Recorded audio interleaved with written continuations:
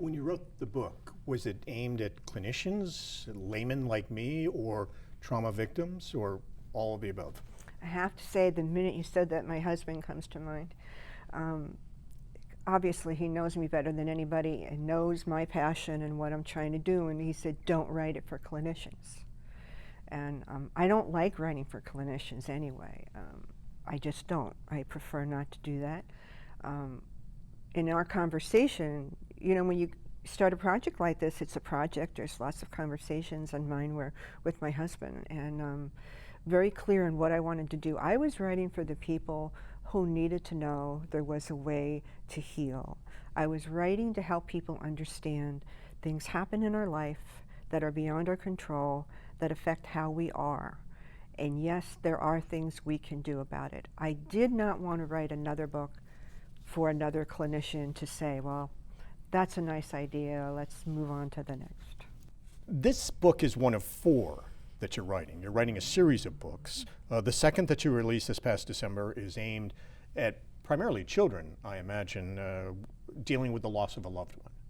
And now you have 2 more that you're working on now, dealing with suicide and also recovery. Mm-hmm. And so all 4 books, you've become quite the proficient author here in the past few years. So the next 2 books, tell us about those that are coming out. Can we just step back for a Sure, moment absolutely. on where do we come from? Yeah. It looks like it's a children's book. It's a multi-generational book intended for adults and children alike to travel through together, because at the heart of any loss, even for an adult, we are a child. And so often looking for a way to find some comfort, some understanding of losing people we love and what that might mean and where they might be.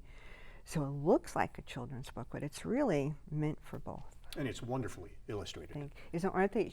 The illustrator we have is amazing. She's absolutely amazing. It amazes me when someone has that gift to take my words, say this is what I think and this is what I think I see.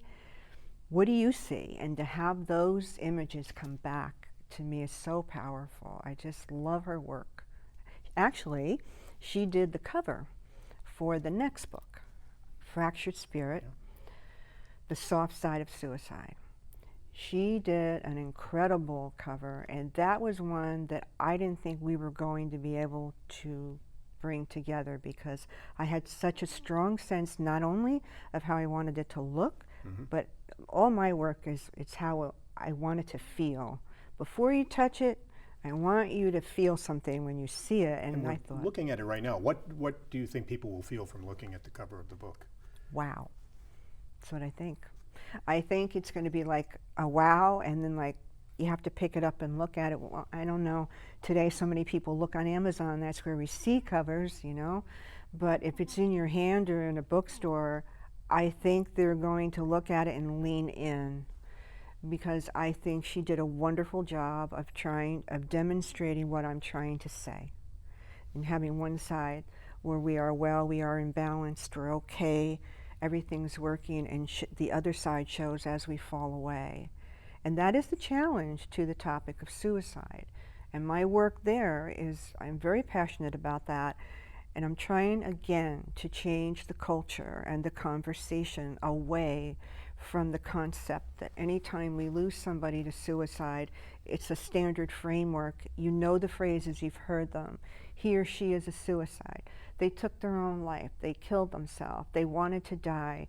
And that is why we don't understand why we lose people. And my work, again, is going beyond that into the experience of what it means to struggle between 2 worlds. I mean, we're sitting here today, we both look okay, like whatever's going on, we can deal with it. No one's worried about us.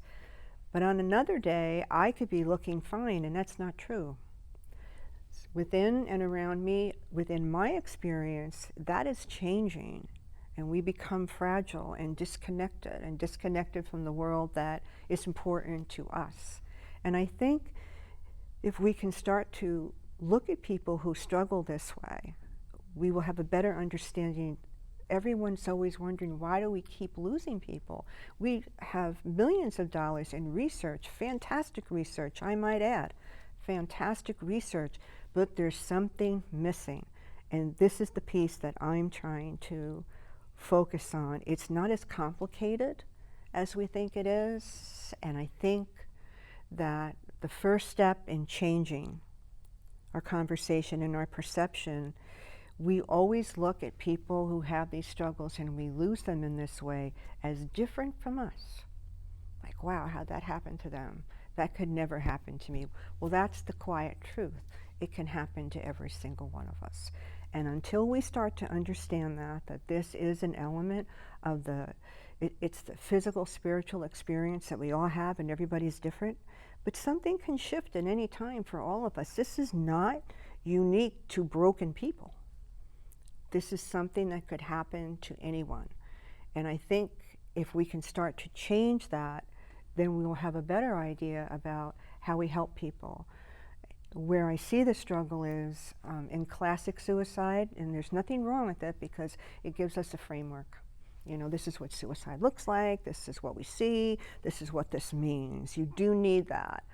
But that is classic, and there's so much that falls beyond that. And here, it's you want to die, you don't want to die. You want to take your life, you don't. Bad day, good day.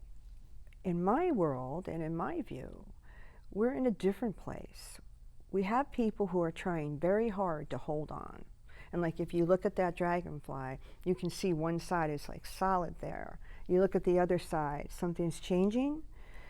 They're losing their ability to hold on for a multiple set of reasons that are unique to them, but not to say we don't all share those struggles.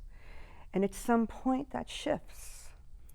And where we think we're trying to stop somebody from killing themselves or taking their life, we lose them because we don't understand what we should be doing is trying to help them hold on. People come to a point after a while where they are simply letting go. And that's very hard for all of us, but it is, I believe, a reality for many people. And there is room in there. There is room in there to help people and hold on. But every once in a while, you are going to find someone who is simply letting go. And that is very different from saying this is a suicide or they are suicidal. There's a big difference between being suicidal and letting go, or being suicidal and trying to hold on. And it is this ambiguous gray world that I am trying to, in a sense, force us to consider a different perspective on what is, we all know, a national epidemic. And then your fourth book talks about grief and recovery from grief? The companion book to Fractured Spirit will look very much like Where Do We Come From, Where Do We Go? Mm-hmm. Because we want to illustrate the concepts that we're talking about in Fractured Spirit. We want to illustrate someone who just cannot reach out. Mm-hmm. We want to show that you can recognize when someone is feeling like that. And even if you're feeling like that and you are not asking me to be there, that I learn to understand what we're looking at, and whether you ask me to or not, I'm going to reach over and I'm going to say, I'm here, hold on. Hold on, that's the name of it, hold on, I'm listening. And we wanted a visual representation of that, because sometimes people understand what they see much more than what they read. So we want to do it as a companion book to it. Again, for adults and children alike, it's a tough subject to talk about. People lose people they love this way. But we also need to help those who are left behind find some level of understanding and a way to go on in their own life. And without that understanding, it'd be very impossible, difficult to do that. So we want to bring them together. Because we were so happy with Where Do We Come From? We said, again, that was my husband's idea. Let's do the companion book. Let's do the companion book. And same person's on board for that, and I can only imagine what she's going to be able to gift us with when she's done. Fractured Spirit is coming out end of this year or early next year? We're hoping for February 10th, 2020. And the proceeds from your books are going to help fund the Shywin Center for Trauma and Healing. Tell us a little bit about that and who you help. The other part of our work and what we do and what we're trying to get out there is we all do trainings, also do trainings and workshops, and in an effort to help other people expand their understanding of any of these topics, to add to what they already know, to suggest that you might want to take what we offer and put it into what you're already doing and find a different way to do the work that you do. All of these are forms of trauma, and that's my passion, trauma. I'm a trauma specialist. That's what I love to do. So through Shywin Center, we want to help other people who work in rape and sexual assault, grief and loss, people who specifically work in suicide, are special people because not everybody can do it. So if that is what your calling is and what your passion is, we also want to say we're here to offer, additional information and training to you to do that, and speaking engagements and things like that. Any way that we can get our work out there to help other people to do that is what is our goal at Shywin Center. Your books are available on Amazon, and where else can people find They're your on books? Amazon. They're all available on Amazon right now. Dr. Kathleen Carter-Martinez, thank you very much for taking the time to be with us. Thank you for having me here.